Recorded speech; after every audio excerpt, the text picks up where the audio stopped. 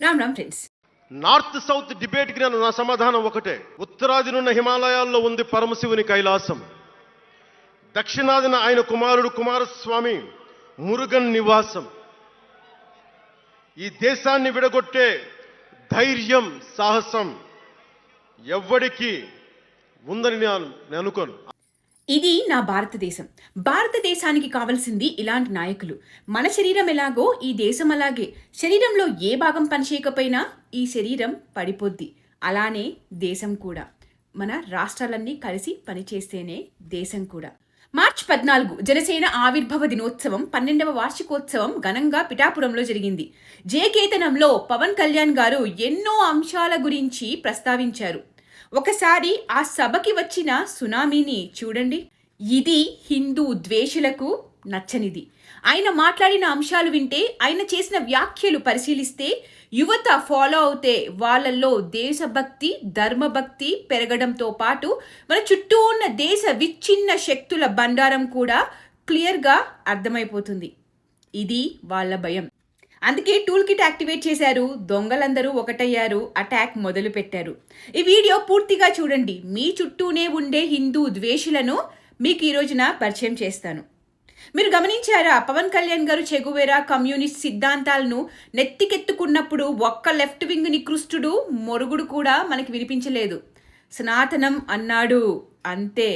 మొత్తం నికృష్టులన్నీ ఉలిక్కిపడ్డాయి.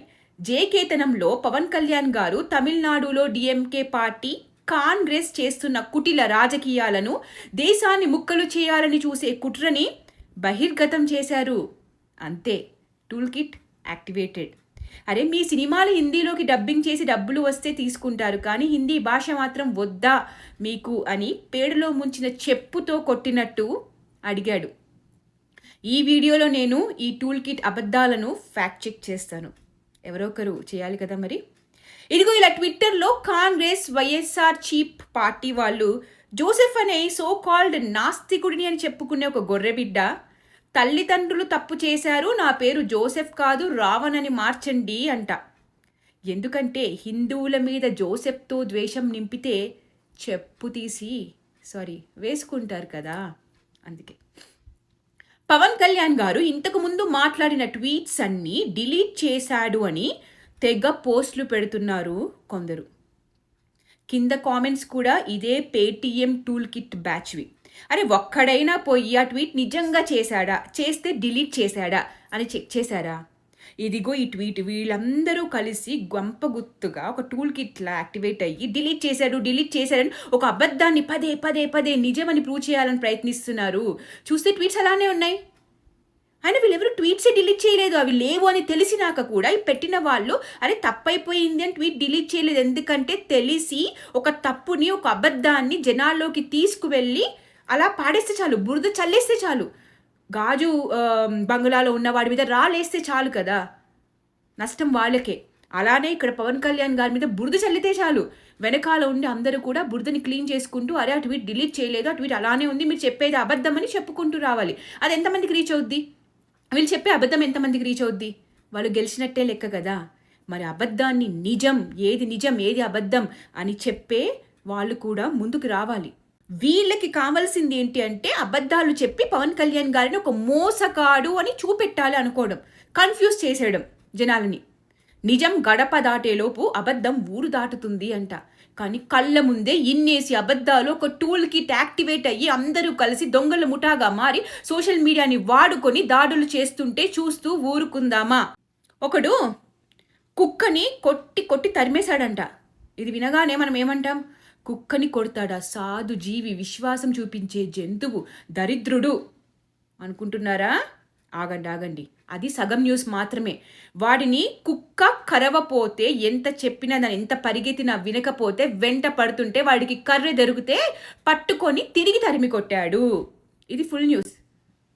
ఇప్పుడు ఆయన చేసింది కరెక్ట్ అనిపిస్తుంది కదా, తరిమింది కరెక్ట్ అనిపిస్తుంది కదా. ఇదంతా ఎందుకు చెప్తున్నా అంటే ఈ రోజున పవన్ కళ్యాణ్ గారి మీద ఇదే దాడి జరుగుతుంది, ఇదే కుట్ర పన్నుతున్నారు ఈ టూల్ కిట్ బ్యాచ్. ఈ పవన్ కళ్యాణ్ అనే వ్యక్తి ఎలాంటి ఊసరవెల్లులు కూడా జరుచుకుంటాయి. మీరు నమ్మరా? మా నాన్న ఒక హేతు, అది మా నాన్న ఎలాంటి వాడంటే, మా నాయనమ్మ దీపారాధన వెలిగిస్తే దీపారాధనలో సిగరెట్ వెలిగించిన దేవుడు లేడు దెయ్యం లేదనే వ్యక్తి మా నాన్న. మా ఇంట్లో ఎప్పుడు రామనామమే ఉండేది. ఆ రామనామాన్ని జపిస్తూనే నాకు జబ్బు వచ్చినా మా నాన్న రామనామం చెప్పేవాడు.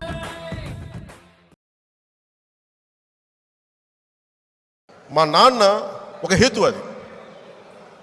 మా నాన్న ఉమ్మడి పార్టీ కమ్యూనిస్టు సభ్యుడు. మా పెదనాన్న ఇద్దరు. మా నాన్న ఎలాంటి వాడంటే, మా నాయనమ్మ దీపారాధన వెలిగిస్తే దీపారాధనలో సిగరెట్ వెలిగించిన దేవుడు లేడు దెయ్యం లేదనే వ్యక్తి మా నాన్న. వీళ్ళందరి మీద వారెంట్ లిస్ట్ వచ్చి షూటెడ్ సైట్ ఆర్డర్స్ పెడితే మా నాన్న మా పెద్దనాన్న అందరూ, ఒక ఆయన మిలిటరీకి వెళ్ళిపోయి, ఒక ఆయన అండర్ గ్రౌండ్కి వెళ్ళిపోయి, తర్వాత ఇప్పుడు పోలీస్ కానిస్టేబుల్ ఉద్యోగంలో చేరారు మా నాన్న. అదే మా నాన్న కమ్యూనిస్ట్ భావాలు ఏం పోగొట్టుకోలేదు, కానీ మెల్లిగా రామభక్తుడు అయిపోయాడు. జీవితకాలం ఆయన బతికున్నంతసేపు ఆయన 2 చెంపలు కొట్టుకుంటాను, నేను తప్పు చేశాను. ఇది ఫుల్ న్యూస్. ఈ రోజున పవన్ కళ్యాణ్ గారి మీద ఇదే దాడి జరుగుతుంది. పవన్ కళ్యాణ్ గారు ఇంతకు ముందు భాష కోసం చేసిన వ్యాఖ్యలను ఎందుకు, ఏ సందర్భంలో చేశాడు, దాని వలన ఏమైంది, అదేమీ చెప్పటం లేదు. కానీ తను చేసిన వ్యాఖ్యలను మాత్రమే హైలైట్ చేస్తూ బూచిలా చూపిస్తూ ఇప్పుడు ఈ రోజున తను తమిళ రాజకీయాల కోసం చేసిన దాన్ని నీరు కార్చే ప్రయత్నం చేస్తూ దాడి చేస్తున్నారు. 2017లో హిందీ భాష మీద చేసిన ట్వీట్స్ని, పోస్ట్స్ని, వ్యాఖ్యలను తీసి అదిగో బూచి, ఇదిగో బూచి అని చూపెట్టడం. స్వయంగా పవన్ కళ్యాణ్ గారే వీరు చేసే ఈ అబద్ధపు ప్రచారాలకు క్లారిఫికేషన్ కూడా ఇచ్చారు. అయినా అబద్ధాల వర్షం ఆగదే. హిందీని కంపల్సరీ చేయడం వేరు, దానిని ఒక ఆప్షన్ చేయడం వేరు. కంపల్సరీగా మా తలల మీద రుద్దుతారు అంటే నేను ఎప్పుడైనా వ్యతిరేకిస్తాను, ఇప్పుడైనా వ్యతిరేకిస్తాను, ఆ రోజు అలానే వ్యతిరేకించాను అని చెప్పుకొచ్చారు. కానీ ఇప్పుడు అదొక ఆప్షనల్ లాంగ్వేజ్గా ఉన్నప్పుడు విద్యార్థులకు, తల్లిదండ్రులకు ఆ చాయిస్ వదలకుండా రాజకీయ నాయకులు ఎందుకు ఈ చెత్త రాజకీయాలు చేస్తున్నారు?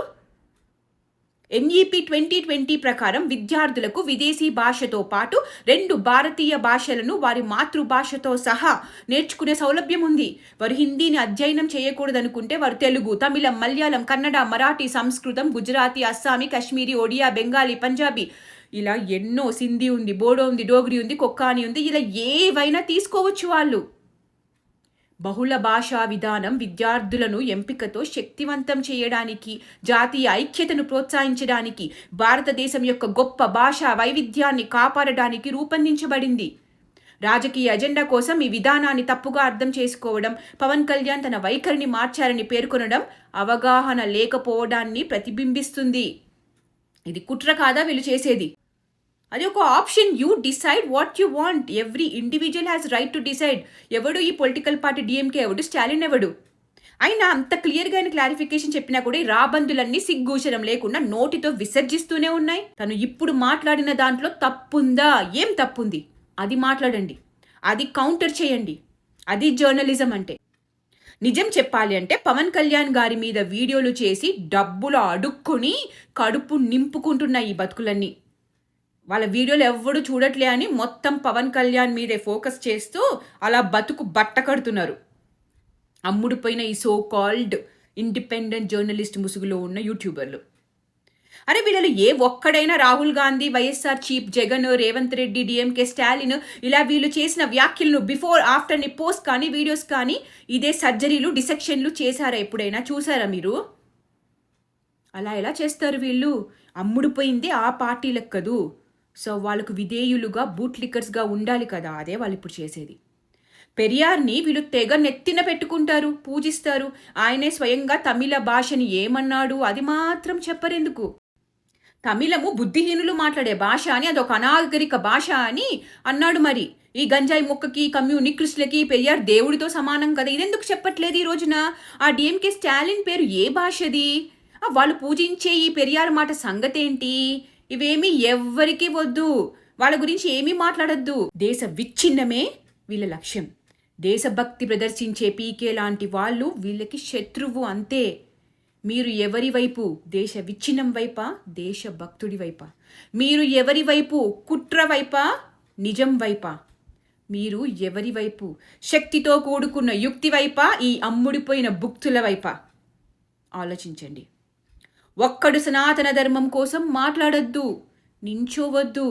మాట్లాడా నికృష్టులు, నాస్తికుల ముసుగులో ఉన్న గొర్రెలు అందరూ మాట్లాడేవాడిని కాకుల్లా పొడుచుకు తింటారు, కుళ్ళ పొడుస్తారు. అబద్ధాలు అడ్డు అదుపు లేకుండా ప్రచారం చేస్తారు, బురద చల్లుతూనే ఉంటారు. వీళ్ళ ఆక్రోశం, కడుపు మంట మొత్తం దేశం కోసం, ధర్మం కోసం మాట్లాడుతున్నాడు అని మాత్రమే. దేశాన్ని ఐక్యం చేసే విధంగా, అందరిలో దేశభక్తి, ధర్మభక్తి నింపే విధంగా ప్రశ్నలు వేస్తున్నాడు, ధర్మభక్తి ఉప్పొంగేలా మాట్లాడుతున్నాడు అనే వీళ్ళ కడుపు మంట. వీళ్ళని గెలవనిద్దామా? సోషల్ మీడియా యుగంలో జరిగేది ఇన్ఫర్మేషన్ యుద్ధం మాత్రమే. మీ కళ్ళ ముందే సమాచారం ఉంది. ఇలాంటి నోటితో విసర్జించే జాతి మాటలు నమ్మే ముందు ఒక్కసారి ఫ్యాక్ట్ చెక్ చేసుకోండి, నిజం తెలుసుకోండి. వాళ్ళకి కావలసింది హిందువులు విడిపోవడం, హిందువులు నాశనం కావడం మాత్రమే.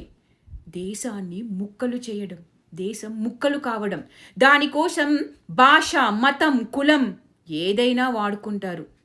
ఈ రోజున వాళ్ళు చేసే ఈ దాడి, ఈ టూల్ కిట్ చేసే పనులు పవన్ కళ్యాణ్ గారి మీద కాదు, నీ మీద, నా మీద, ప్రతి హిందువు మీద, ఆయన మీలో రేకెత్తించే ప్రశ్నల మీద, మీలో తీసుకొచ్చే యూనిటీ మీద, దేశం మీద రేకెత్తించే దేశభక్తి మీద, అన్నిటికన్నా ముఖ్యంగా మీలో ప్రశ్నించే తత్వం మీద. ఒక్కడు ప్రో హిందూ స్టాండ్ తీసుకుంటే ఇంతమంది ద్రోహులు ఒకటయ్యారు.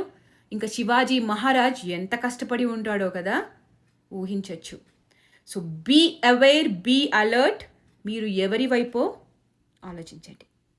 జై భారత్, జై హింద్.